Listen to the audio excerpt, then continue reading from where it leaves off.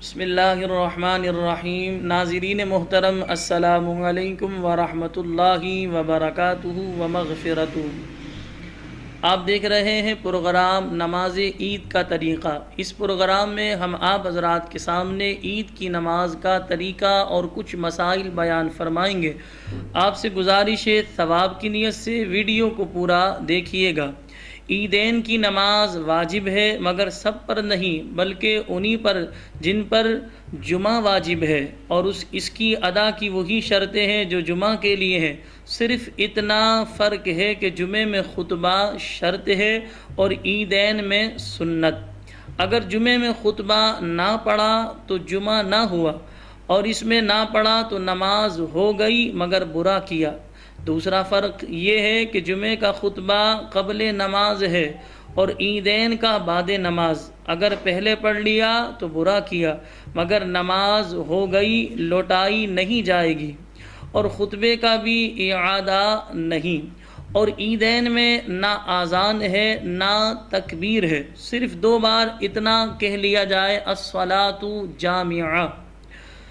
علماء اسلام ارشاد فرماتے ہیں عید کے طریقے کے حوالے سے کہ اس طرح نیت کریں گے۔ نیت کی میں نے 2 رکعت نماز، جیسے عید الفطر ہے تو کہیں گے 2 رکعت، نیت کی میں نے 2 رکعت نماز عید الفطر واجب، مع 6 زائد تکبیروں کے۔ آپ امام کے پیچھے پڑھیں گے تو کہیں گے پیچھے اس امام کے منہ میرا کعبہ شریف کی طرف۔ جب امام صاحب تکبیر تحریمہ کہہ کر ہاتھوں کو باندھیں گے، آپ نے بھی تکبیر تحریمہ کہہ کر ہاتھوں کو باندھ لینا ہے۔ جب یہ پہلی تکبیر کہی جائے گی ثنا پڑھیں گے، یعنی امام صاحب بھی ثنا پڑھیں گے، آپ حضرات نے بھی ثنا پڑھنی ہے۔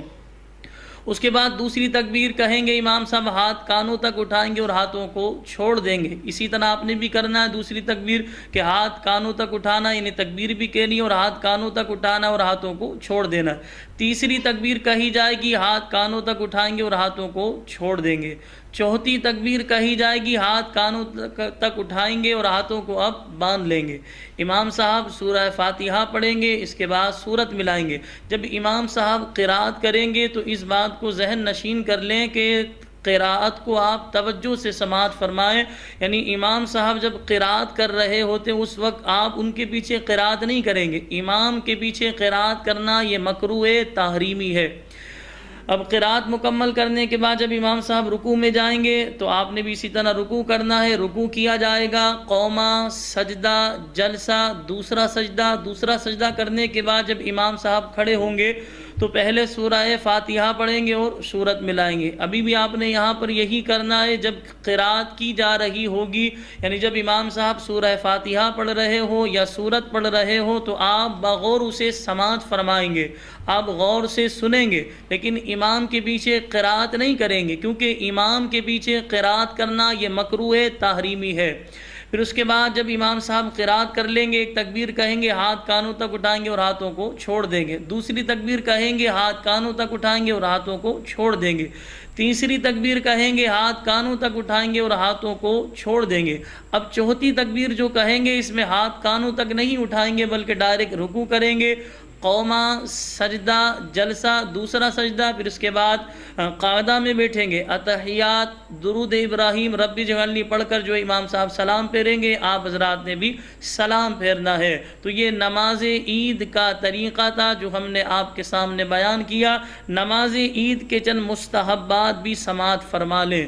علماء اسلام ارشاد فرماتے ہیں عید کے دن یہ امور کرنا مستحب ہے، یعنی حجامت بنوانا، ناخن ترشوانا، غسل کرنا، مسواک کرنا، اچھے کپڑے پہننا، یا نیا لباس ہو تو نیا لباس پہننا، نیا نہ ہو تو دھلا ہوا صاف ستھرا لباس پہن کر عید کی نماز پڑھنے آنا۔ انگوٹھی پہننا، انگوٹھی میں اس بات کا خیال کیا جائے چاندی کی مرد کے لیے جائز ہے، اس میں 1 نگینہ ہونا چاہیے، اور اس کا وزن جو ہے، یعنی جو انگوٹھی کا حلقہ ہوگا اس کا وزن علماء نے فرمایا 4.5 ماشا سے تھوڑا کم، 4.5 ماشا تک اس کا وزن ہونا چاہیے، 4.5 ماشا سے زیادہ نہیں ہونا چاہیے وزن۔ اسی طرح چاندی کے علاوہ کسی اور دھات کی انگوٹھی پہننا مرد کے لیے شرعاً جائز نہیں، یا اسی طرح نگینہ نہ ہو یا 1 سے زیادہ نگینے ہو، یہ دونوں انگوٹھیاں پہننا مرد کے لیے شرعاً جائز نہیں۔ اسی طرح ایک وقت میں ایک ہی انگوٹھی مرد پہن سکتا ہے، یعنی ایک سے زیادہ انگوٹھی پہننے کی اجازت نہیں مرد کے لیے۔ خوشبو لگانا، صبح کی نماز مسجد محلہ میں پڑھنا، عیدگاہ جلد چلا جانا، ویسے کوشش کیا کریں عیدگاہ جلدی جائیں تاکہ جہاں خطیب صاحب وہاں واعظ کرتے ہیں اس واعظ کو، اس بیان کو بھی آپ حضرات سنیں، تاکہ جب آپ شریعت کو، دین کو، اسلام کو سنیں گے، قرآن و حدیث کو سنیں گے تو ظاہر سی بات ہے اس پر عمل پیرا بھی ہوں گے۔ ہمارے ہاں طریقہ کار یہ ہے کہ جب نماز کا طریقہ بیان کیا جا رہا ہوتا ہے یا امام صاحب جب تکبیر کہہ رہے ہوتے ہیں اس وقت لوگ دوڑتے ہوئے بھاگتے ہوئے آتے ہیں اور جلدی سے نماز میں شرکت کرنے کی کرتے ہیں، تو خدارہ جو عید کی نماز سے پہلے واعظ کیا جاتا ہے، تقریر کی جاتی ہے، بیان کیا جاتا ہے، واعظ و نصیحت کی جاتی ہے، سمجھایا جاتا ہے، ظاہر سی بات ہے یہ سمجھایا جا رہا ہے، آپ حضرات کو وہاں موجود ہونا چاہیے، تو آپ بغور اسے سماعت فرمایا کریں اور اس پر عمل پیرا بھی ہوا کریں۔ نماز سے پہلے صدقہ فطر ادا کرنا مستحب ہے، نماز سے پہلے صدقہ فطر ادا کرنا مستحب، عیدگاہ کو پیدل جانا یہ مستحب ہے، دوسرے راستے سے واپس آنا، یعنی ایک راستے سے جانا دوسرے راستے سے واپس آنا یہ بھی فقہا نے فرمایا مستحب ہے۔ نماز کو جانے سے پیشتر چند کھجوریں کھا لینا، 3، 5، 7 کم و بیش، مگر طاق ہو، کھجوریں نہ ہو تو کوئی میٹھی چیز کھا لیں۔ نماز سے پہلے کچھ نہ کھایا تو گناہگار نہ ہوا، مگر عشاء تک نہ کھایا تو عتاب کیا جائے گا۔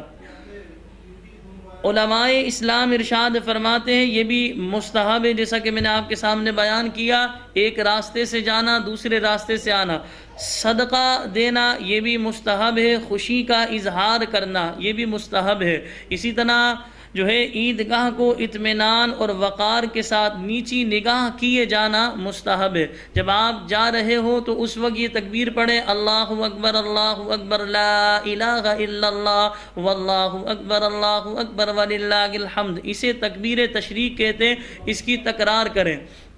اللہ کریم کی پاک بارگاہ میں دعا ہے کہ اللہ تبارک و تعالی ہمارے ماں باپ کی اور امت مسلمہ کی مغفرت فرمائے۔ وآخر دعوانا ان الحمد للہ رب العالمین۔